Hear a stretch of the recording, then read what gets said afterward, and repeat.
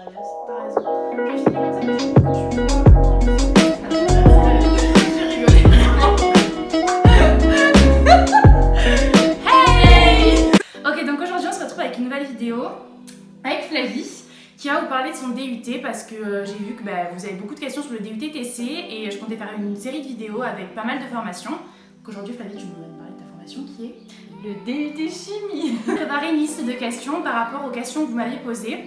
Et à la fin de cette vidéo, si vous pouviez en commentaire vous donner d'autres questions en plus que vous avez pour que je puisse ajuster les prochaines vidéos. J'espère que là il y aura assez de questions. Si vous avez des questions, vous les poserez en commentaire et je demanderai à Flavie d'y répondre. Oui, parce que moi clairement je ne saurais pas de quoi ça parle. Du coup, la première question c'est quel bac as-tu? J'ai eu un bac S. Ça paraît c'est un peu. Mais est-ce que tu penses qu'il y a d'autres bacs qui peuvent intégrer cette formation? Il y a le bac STL, donc c'est sciences techniques des laboratoires, et c'est un des mieux pour intégrer. Ok, donc il y aurait deux bacs. Il y a deux bacs vraiment pour être. Ouais. Quelle option as-tu passé au bac? SVT. Est-ce que ça t'a aidé? C'était pas du tout l'orientation au début que j'avais choisi, donc la chimie. Ouais. Après c'est devenu mon premier choix. Je ne sais pas comment. Mais c'est devenu mon premier choix, mais du coup mon option elle m'a pas du tout servi. J'aurais mieux fallu que tu prennes une option physique chimie. Ok, ça aurait été mieux. Un peu, pour avoir un peu plus de base. Ok. Combien avais-tu de moyenne à l'année? De l'année de terminale. Ouais, je pense que j'avais autour de 13 de moyenne. Ok. Et en général, les gens qui intègrent un DUT, ces DUT-là, ils ont combien? Ça varie, ça peut varier entre 12 et après forcément ouais. Mais cette année je pense que ça avait arrivé un peu à la baisse parce que par rapport à la promo de l'année dernière, on n'est pas des lumières. On va parler un peu plus de la formation maintenant qu'on a parlé de l'aspect lycée. Est-ce que tu peux nous décrire ta formation en 3 mots? Alors ça va être compliqué, il faut que je sois positive. Bon forcément il y a chimie, travail et régularité. Est-ce que tu peux nous citer tes matières? Bon alors les matières, il y en a beaucoup, donc forcément la chimie elle est décomposée en plusieurs matières. Donc il y a la chimie organique, la chimie en solution, donc ça c'est qu'au premier semestre. Il y a l'atomistique, le génie chimique, la chimie inorga, chimie analytique. Après il y a des matières qui n'ont rien à voir. Il y a l'informatique.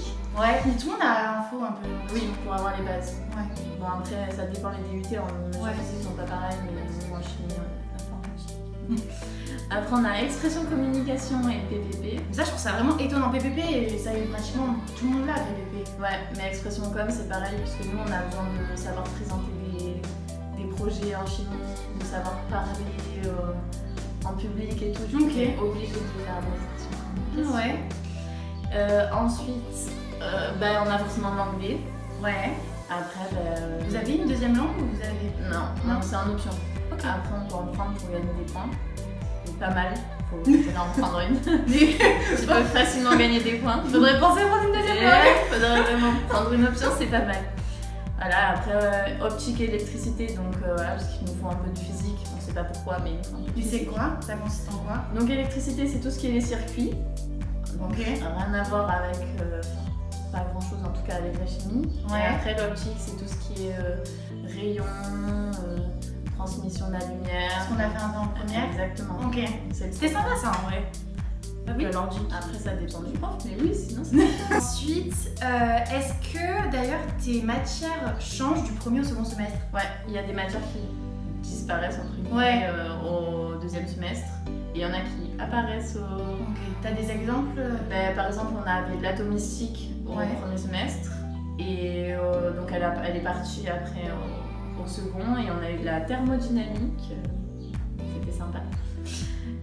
Donc au second, c'était pareil. Après, on avait eu de la chimie en solution au premier semestre. Et en deuxième, on n'en avait plus. On avait de la chimie analytique. Donc voilà, après, c'est toujours des matières qui tournent forcément autour de la chimie et de différents... domaine de la chimie. Faut que tu saches que je comprends absolument rien à tout ça. Ouais, j'imagine. Même moi, des fois, j'ai du mal à comprendre. Du coup, comment marche la notation? Bon, ça, c'est à peu près comme les autres DUT. C'est sur continu, contrôle continu. Et après, En chimie, en tout cas à Montpellier, on a la chance d'avoir une semaine sur deux des partiels le samedi matin. C'est vraiment une abomination. Quand j'ai appris ça, je me suis dit, ils vous ont pas respecté quoi. Non, vraiment pas. Donc, Non mais vraiment, c'est quand même, il n'y a que vous.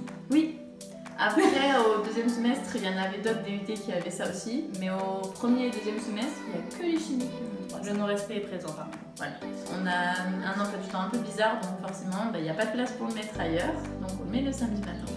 Après, du coup, la notation, c'est contrôle continu puis partiel. Partiel en fin de semestre. Et tu dirais que lequel compte le plus entre le contrôle continu et le partiel? Ah bah c'est le partiel. Ok.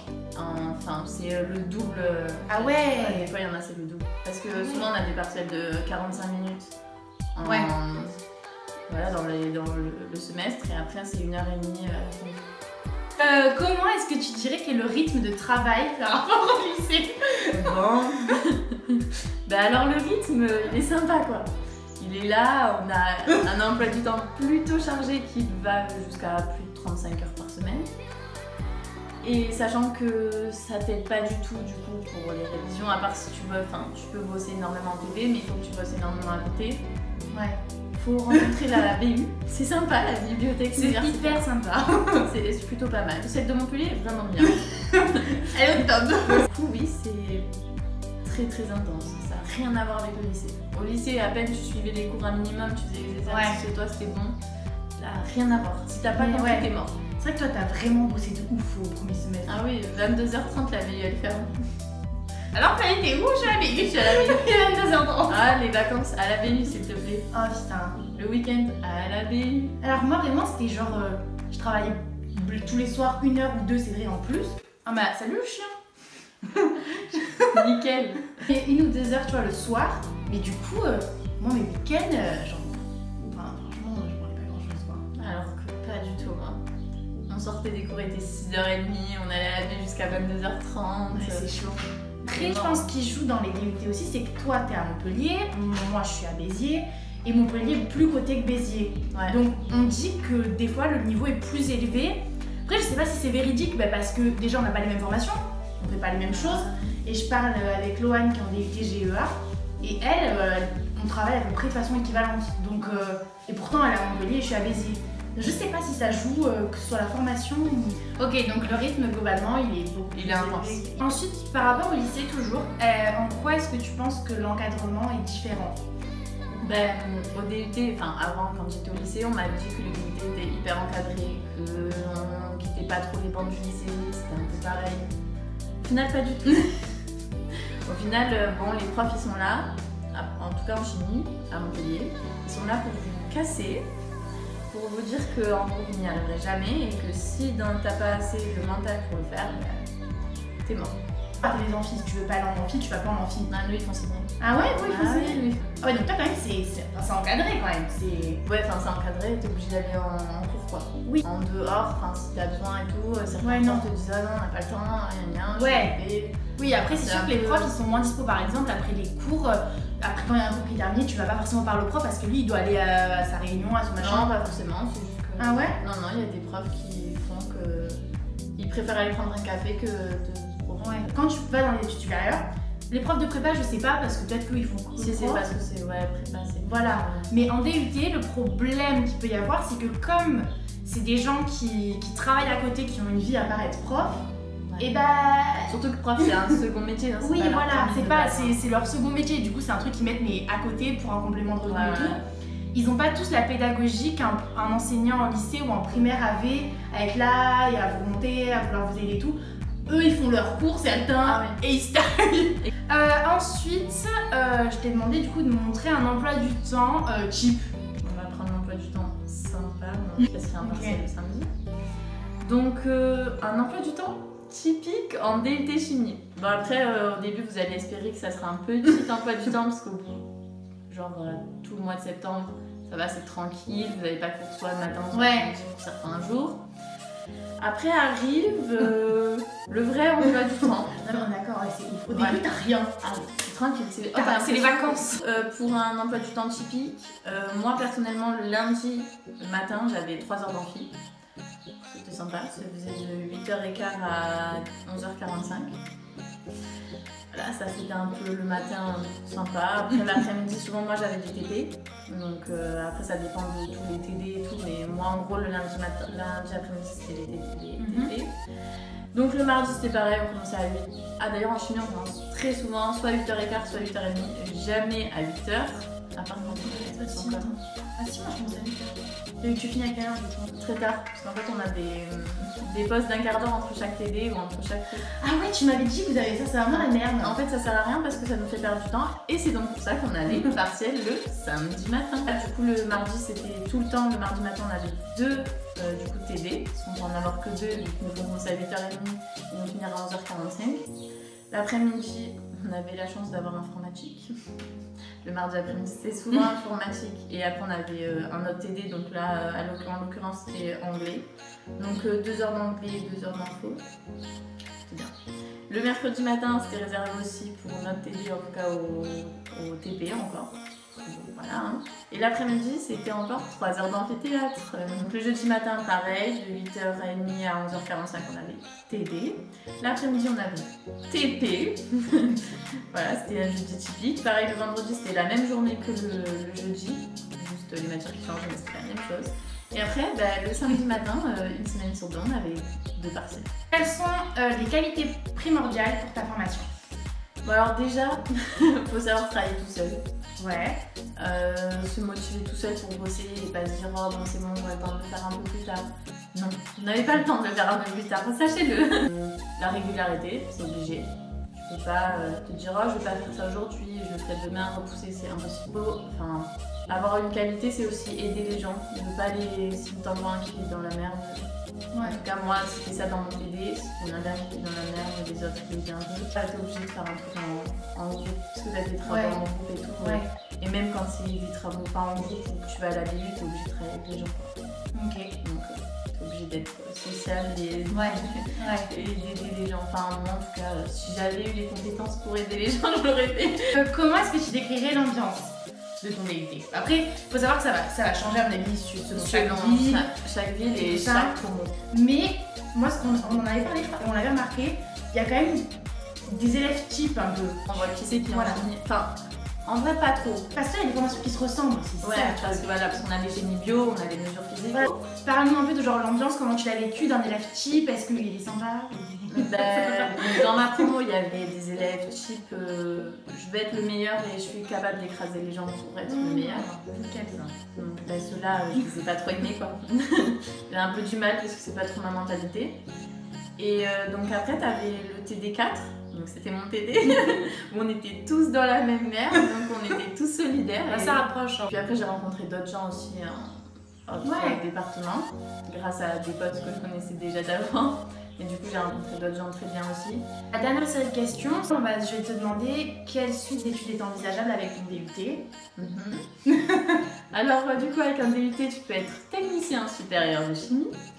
Donc c'est un bac plus 2, donc voilà, après tu peux travailler dans les labos et tout, parce que vraiment du coup quand t'es un technicien, ton métier en gros c'est de travailler dans les laboratoires. Donc en vrai c'est le mieux. Enfin genre donc tu peux faire une L3 mais une L3 quoi? Tout ce qui est dans le domaine de la chimie, de la science, surtout chimie forcément parce que tu en auras bien mangé. Et après master tout ça pour ensuite, ou alors en école d'ingé.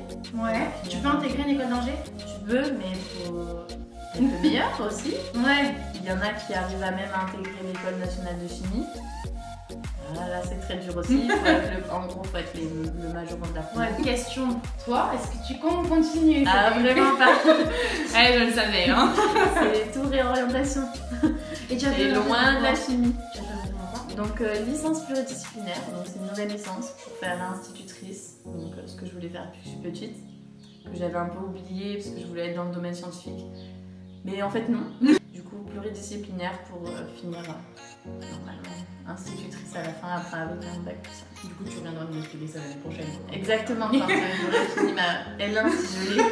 Non mais en vrai il faut le dire, on pensait pas mais il y a trop de gens qui se réorientent en vrai. Oui, mais de toute façon c'est la NETEST. Ouais genre franchement moi je pensais pas mais genre sur toutes les potes qu'on a en commun, il y en a plus de la moitié ils se réorientent. En fait vous êtes moins à pas vous réorienter qu'à vous réorienter. Bah parce que c'est compliqué, tu sors Oui. du lycée, tu sais même pas ce que Ouais, tu genre veux faire. franchement, il y a un manque au lycée, il y a tellement de formations et de trucs possibles, il y a un manque. En plus, on vous prête, on vous dit, ah bah machin, on fait des vœux et tout dans un an. En plus, des fois, t'es pas prêt aux vœux que tu veux. C'est ça. C'est vraiment un bordel, hein. C'est pour ça que on essaie de répondre à vos questions pour vous aiguiller au mieux. Mais c'est vrai que c'est la merde, quoi. Oui. Mais franchement, c'est pas grave, genre dites-vous, toi tu te réorientes, mais tout le monde se réoriente en fait. Du coup, tu perds pas une année, franchement, t'as vu ce que c'était. En plus, tu regretteras pas. Tu l'as fait, t'as vu, t'as vaincu. Et tu t'en vas. Et t'évacues aussi. Chose à dire. Non, juste, vous avez intérêt à aimer la chimie si vous voulez faire ça. Donnez bien ça. Hein. Vraiment, et que vous ayez déjà énormément de bases. Que vous Ouais. n'arriviez pas. Mais pas les bases du lycée, hein. Essayez de lire des livres ou un truc comme ça avant la rentrée. Et bosser direct. Ne faites pas comme on fait tous, enfin on dit ça, mais tout le monde va le faire au final. Ouais, mais si on le répète et tout beaucoup, Voilà. peut-être dans ta tête, au bout de 2-3 semaines, tu commenceras à te dire ah, faudrait Faut que je bosse. Si vous aimez vraiment la chimie, bon, voilà. Mais après, faut être bon en théorie surtout. Parce qu'en pratique, ça compte pas énormément. Moi j'étais meilleure en pratique hein, qu'en théorie, j'avais de très bonnes notes, mais pas en théorie. Donc ça peut couler après.